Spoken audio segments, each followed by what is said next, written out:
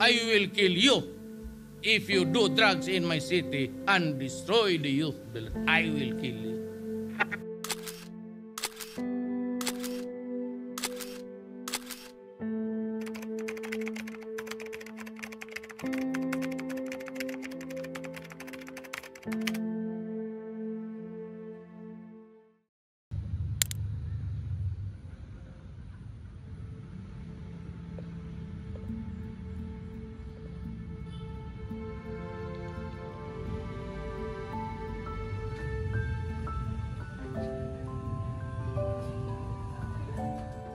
Ang Pananagutan Ban ay isang proyektong pangkabuhayan para sa mga pamilyang iniwan ng war on drugs noong 2016 to 2022. Ang pagtutulungan ng Divino Amor Church at Silingan Coffee sa pamamagitan ng Social Missionary Apostolate ay sinimulan ng Coffee Ban para sa mga pamilya ng mga deboto at sumusuporta sa pamilya.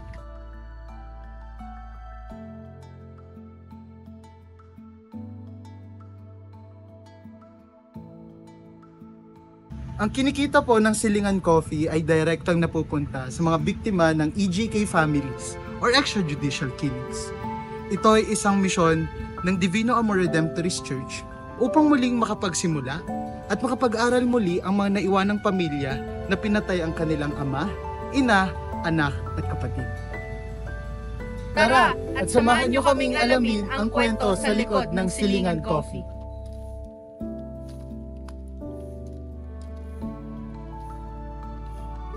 Hello po, ako po si Grace Garganta, taga Navotas City, 32 years old. Team leader po ako sa Silingan Coffee. Ano po yung dahilan kung bakit naitayo ang Silingan Coffee? Ang Silingan Coffee Shop po, ang mga nagtatrabaho po ay mga DJK families, yung mga extrajudicial killings na pinatay nung panahon ng war on drugs nung administrasyon ni Duterte noong 2016. Lahat ng mga nagbarista dito ay direct relatives. Kung para example sa akin, yung tatay ko, kuya ko yung pinatay sa akin. Tapos example, yung nasa likod ko si Ate Shak, yung kapatid niya yung biktima. Tapos si Van naman, yung lalaki, is yung kapatid niya. Tapos mga direct relatives po, like half lang. Tapos itinayo siya para magsama-sama kami. Tapos parang ipakita na hindi pwedeng kalimutan yung kwento na hindi siya basta pwedeng pabayaan. At ipakita din sa mga tao na merong ginawang paglabag sa mga ginawa sa mga mahal namin sa buhay. Ano po yung pagkakaiba ng Silingan Coffee sa ibang mga coffee shops? Ang Silingan Coffee Shop po, meron po kami yung pinaka-tagline, Coffee, Stories, Human Rights. Ang pinagkaiba po sa ibang coffee shop is more on selling lang sila. So talagang more on profit lang. Ay titinda sila, tapos balik po ganyan. Tapos yung mga tao din nila, mga staff nila ay yung mga normal na employees lang doon. So dito sa Silingan Coffee, bukod sa coffee, hindi lang kami coffee. Sinishare din namin yung stories namin na although mahirap talagang balikan, madalas mahirap siyang balikan, lalo na kapag na babalikan siya parang nagte-throwback ulit. Tapos yung human rights, ito rin yung pagkakataon kasi namin na masabi na kami yung mga tinanggalan ng karapatan ng panahon na yun. Na ito yung ginawa sa amin. Na ito yung nilabag sa amin. Tapos parang din, gusto namin ibalik yung pakikipagkapitbahay. Ang Silingan kasi Tagalog, po siya, Bisaya word. Sa Tagalog ay kapitbahay. So gusto namin ibalik yung traditional na pakikipagkapitbahay, yung pupunta ka sa isang tao, makikipagkapitbahay ka, iinom ka ng kape, makikipagkwentuhan ka. Parang habang bumibili ka, katulad ng ginagawa ninyo. nakikipagkwentuhan kayo. Kasi nung panahon namin ng war on drugs, maraming mga natatakot. Ayaw nilang makipaglamay doon sa burol kasi natatakot sila. Unlike dito sa Silingan, ito yung pagkakataon na kung gusto nyo kami makita, kung gusto nyo makausap, hindi lang kayo basta nakikipagkapila, nakikipagkapitbahay din. Sinabi niyo po kanina na parang lahat po ng empleyado ng Silingan Coffee ay may direct relative, may kakilala po na biktima po ng DJK. So parang itong Silingan Coffee ay parang sa inyo po ay parang naging pamilya na rin, parang may pang support nito sa isa't isa. Sa Silingan Coffee po, matuturing ko pong pangalawang pamilya. Kasi dito kami, hindi kasi kami magkakakilala. Kumbaga dito kami magkaroon na parang, nung dati kasi, nung panahon namin, parang iniisip lang namin na parang kawawa naman kami kasi nangyari to sa amin. Pero nung nakilala namin yung bawat isa, narinig namin yung kwento ng bawat isa, parang naano namin na ay hindi pala kami nag-iisa. Parang kahit papano na yung nalulugmok ka nung panahon na parang kala mo ikaw lang, parang kala mo wala kang kakampi. Pero nung nakilala ko sila dito, parang pamilya na parang iisa lang pala. Bakit po piniling itayo bilang isang van ang branch sa Redemptorist? Ang Redemptorist Church po kasi simula pa 2017, tumutulong na po talaga siya sa mga KJK families. 2017 pa lang, dun sa Baclaran Church, sa Redemptorist. Meron doon sa pader, mga mosaic sa gilid. 1 year pong ginawa yon. Ang gumawa ng mga mosaic na yon kami po. Mga EJK family po yung gumawa doon sa Redemptorist na mosaic sa gilid. Parang museum doon sa gilid. Kami po yung gumawa nun. 1 year po namin ginawa. Tapos, ang mga gumawa po doon, yung iba, karaniwan, yung mga surrenderies, yung mga pinaghahanap, yung mga natatakot. Kasi nung mga panahon na yun, parang natatakot kami sa sarili namin lugar. Parang anytime pwede kami puntahan, mga gano'n. Tsaka yung iba kasi na, kung maalala nyo, merong mga pinasuko sa mga bawat barangay, kaya nagkaroon ng watchlist. Yung iba doon, nandoon din sa Baclaran. Tapos, nung natapos yung project na yun, nagkaroon ng si Brother June, Redemptorist. Si Brother June, founder siya ng Silingan. Pangalan niya ay Sariaco Santiago III. Nakaisip siya ng alternative na kung sakaling tapos na yung project niya na gano'n sa Mosaic, baka pwedeng abutin ulit yung mga EJK. Sa pamamagitan naman na magtayo ng isang coffee shop. Si Father Chody, yung dito, rector, si Father Chody, dati siyang nakatira sa Baclaran Church. Nung nalipat siya dito sa Lipa, naisip niya din na doon din kayo, gusto namin doon din kayo kasi the more na maraming branch yung Silingan, the more na maraming natutulungan. Kasi kapag merong panibagong branch, kunyari dito sa Lipa may panibagong branch, magdadagdag ng tao na 4 o 5, ganyan. Bawat shop nagdadagdag ng tao. So kada nadadagdagan yung shop, nadadagdagan din kami. Bakit po piniling itayo bilang isang van ang branch sa Redemptorist? Kaya naman po meron kaming pwesto sa Ilasal University sa TAV. Ang pangalan ng van is Justice Van. 3 yung van namin. Yung una nasa De La Salle TAV is Justice Van. Itong isa ay Pananagutan Van. At yung isa yung nasa Caloocan, kila Bishop Ambo is Courageous Hope naman. Kaya ban kasi yung katulad ng sinabi ko kanina, yung para hindi makalimutan yung nangyari at gusto namin talaga kung hindi siya sa simbahan, sa school siya. Kasi maraming mga kabataan na mas maaabot mo sila kapag nasa school sila. At yung iba naman, yung mga nagsisimba, yung mga nagsisimba tuwing linggo, pagka mas okay kung sa mga simbahan at sa school. Tapos pag band kasi pwedeng umikot eh. Umiikot-ikot kami sa mga kung saan event, kunyari sa BICC, kapag may mga Cinemalaya. Baga, yung band kasi pwede mong iikot kung saan, on the go siya kahit saan. Kumbaga, pwede mong dalhin yung mission and vision mo kahit saan. Unlike pag-store kasi, dun lang siya.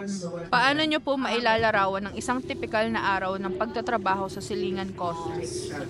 Sa akin kasi, ang silingan, hindi ko siya masasabing trabaho. Masasabi kong Silingan Coffee Shop ay isa sa mission ko. Kasi kung iisipin mong trabaho siya, dapat 8 hours lang yung pinatrabaho mo. Dapat pag tapos mo mag-duty, wala ka nang pakialam sa mga katrabaho. Dapat pag uwi mo, isipin mo na lang sa pero hindi. Tsaka katulad nito, pag-i-interview, ang tutusin, hindi naman siya kasama sa trabaho. Kasi personal na problema na siya. Pero dahil ito na kwento namin, kasi mission namin siya. Gusto namin na ipaabot sa inyo, ipaabot sa iba, kung ano yung kalagayan, sitwasyon na naranasan mo. Ano po yung naging reaction ng mga tao sa paligid nyo nung nalaman po nila na dito kayo nagtatrabaho sa Silingan? Reaksyon ng mga tao, halo-halo, siyempre. Yung iba, nagugulat na unang-una pa lang sa pangalan, na kaya Silingan. Lagi sinasabi, yung may-ari ba Bisaya, yun lang. Hanggang sa pangalan pa lang ng coffee shop, napapatanong na sila. Tapos, syempre, dun kami nagkakaroon ng parang conversation na naipakwento namin. Tapos nagugulat sila na, oh, ganun pala. Tapos, mas nagiging aware din sila. Tapos, meron namang iba na, syempre, hindi naman lahat ay gusto kayong pakinggan. Hindi rin naman lahat ay sangkay sa inyo. Meron din namang mga pupunta sa amin na parang katulad ng parang mga perpetrator, kahit mga polis, minsan may mga bumibili sa amin, ganyan. Pag nakikita nila yung mission and vision namin na nakalagay sa van na parang lahat ng mga barista dito ay yung mga biktima ng war on drugs. Minsan sinasabihan kami ng tama lang na ginawa yun sa amin, na pero syempre bilang customer, yun yung iisipin namin na customer namin sila. So papakitunguhan namin sila ng maayos. Pero sa amin, sa loobin namin, syempre masakit yun. Pero wala kasi kami magagawa. Kasi yun yung totoo eh. Yun yung, at saka kahit anong gawin mo, lahat naman kasi ay welcome. Kasi talagang expected mo na lahat ay pwedeng bumili sa'yo. Kaaway mo man, gusto ka man o hindi. Basta ang importante, kung ano yung sa tingin mong pinaglalaban mo, yun yung panghawakan. Bukod po sa pagbili sa coffee shop nyo, sa paano pang paraan makakatulong o masusuportahan ng mga tao ang layunin ng Silingan Coffee? Siguro isa sa paraan na nagagawa ng mga pupunta sa amin na malaking tulong sa amin is yung ganito, isa yung ginagawa niya. Isa siya sa paraan na pagmulat sa iba. Kaya talaga din kami pumapayag na totoo lang siya mahirap siyang balikan. Pero kaya kami pumapayag ng kahit paulit-ulit namin ikwento. Kasi isa ito sa paraan para malaman din ng iba yung kalagayan. Tsaka yung mga taong nakikinig o kaya yung mga bata na nagtitisis sa amin madalas, sa tingin ko sila yung way kung paano, kasi ang pagtulong hindi lang naman yan about money. Hindi lang yan sa pagbili. Kumbaga, sabi, yung empathy tsaka yung kaibahan ng empathy tsaka ng sympathy, di ba? Hindi lang dapat sympathy lang. Kasi para sa akin, ang pagbibili at pwede rin naman maging sympathy. Pero ang empathy ng bawat isa na kahit hindi naman sila bumili, pero yung pag-alis nila, tapos yung baon-baon nilang kwento, siguro malaking impact din sa amin. Yung ginagawa ng, lalo na ng mga estudyante. Maraming estudyante sa amin, lalo na sa Ateneo. Sa tuwing nagtitesis sila, tinitesis na lang kami. Pumapayag talaga kami. Kasi para sa akin, sila yung way namin. Para maikwento pa sa iba. Kasi yung iba, katulad ninyo, sabihin na natin 18 years old or 20 years old kayo. After nangyari yon 8 years ago. So 12 years old pa lang kayo ng mga panahon. Hindi nyo pa alam. Mas maganda, iba kasi yung nababasa lang. Sa mismong manggagaling mismo sa tao nakaranas. Kaya kahit mahirap siyang balik-balikan, mas magandang naikukwento mo siya. At saka malaking tulong din sa amin yung naikukwento namin.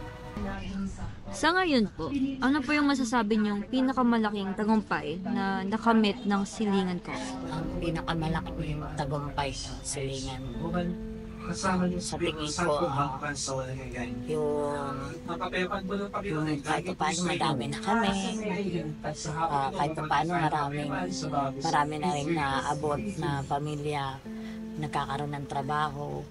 At hindi lang naman din trabaho ang binibigay na tulong ng Silingan. Na imumulat din sa kamalayan na ito yung nangyari sa kanila. Ito yung sitwasyon. Parang binibigyan mo ng panibagong buhay na magpatuloy. Karaniwan kami ay mga estudyante. Ako estudyante pa.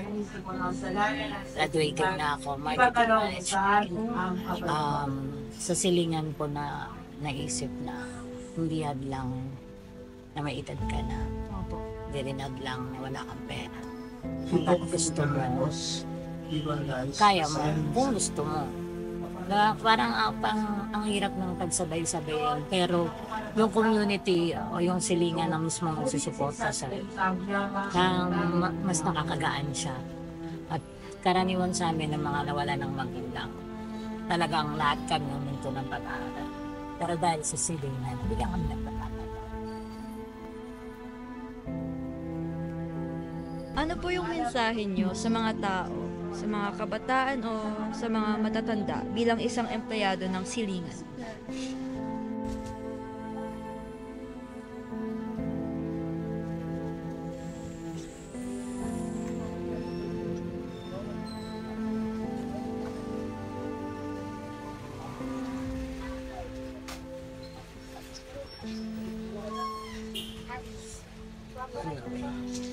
Siguro ang message ko,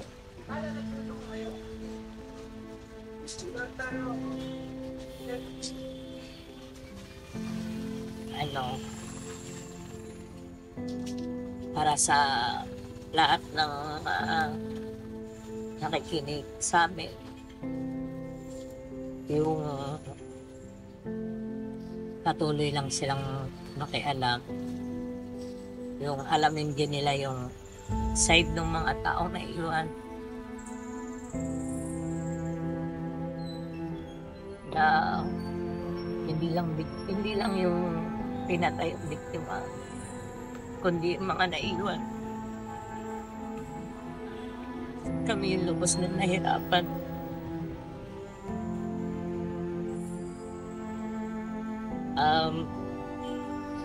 Siguro yung pakikinig sa mga taong naapektuhan ng war on drugs, malaking tulong para sa amin. Tapos pagpatuloy lang yung pakikipag-usap sa mga katulad ko, sa mga anak. Kasi hindi rin biro yung wala ka na magulang ng bigla-bigla tapos sa harap ko. Saan ko pa pinatay? Hindi kada pikit ng mata mo, hindi mo kalimutan. Tapos yung namatayan ka na, tapos naranasan na binubuli ka pa. Parang sa TV, pinapalabas nila lagi na nanlaban daw. So parang ang hirap ng pinatay na, tapos sinasabi pa nila na dapat lang kasi siguro kahit naman gumamit ng droga, kahit naman nagkasala sila, hindi naman dapat ganun yung ginawa sa kanila. Kaya nga meron tayong due process. Dapat ginaan nila sa ganun. Kung merong kasalanan, dapat pinakulong nila. Kasi ang pinaka-epekto naman ito, ang pinaka-na-apekto, hindi naman yung mga taong pinatay lang nila, kundi yung mga naiwanan. Tapos syempre yung mga naiwanan, yung patuloy na nabubuhay. Para ako, kaya ako nag-aaral kasi gusto ko na patunayan na mali yung ginawa nila sa tatay at kuya ko. Na hindi lahat ng gumagamit ng droga ay masamang tao. At saka gusto ko din ipaliwatig na ayoko nang maulit. Ayoko na yung naranasan namin. Ayoko nang maranasan ng iba. Panawagan ko din sa lahat ng tao na kung nais nilang tumulong sa mga katulad namin, ang simpleng pakikinig o pananahimik ay malaking tulong kaysa i-judge mo yung tao. Kasi yung pagsasalita, minsan, ayun pa yung nagtitrigger para hindi ka, minsan may mga naririnig kami ng mga salita na yung dapat lang ganyan ginawa. Malaking epekto siya sa amin, lalo na sa amin mga bata pa. Kasi kami 5 kami magkakapatid. Ako na lang ang breadwinner. Wala na ang nanay, tatay.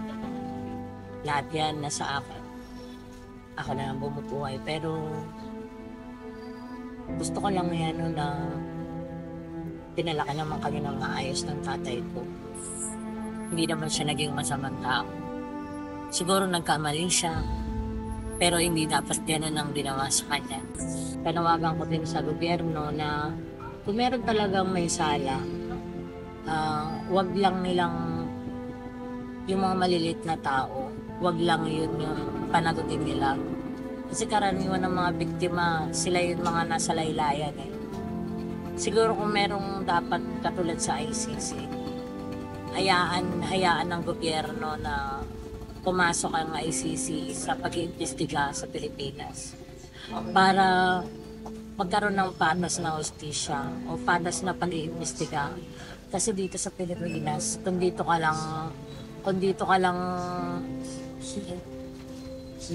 lang aasa, walang mangyayari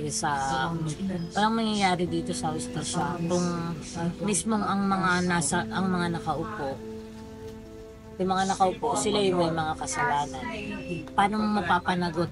Sila mismo yung may kasalanan. Panawagan ko lang na sana maging patas ang hustisya. May pera ka man wala.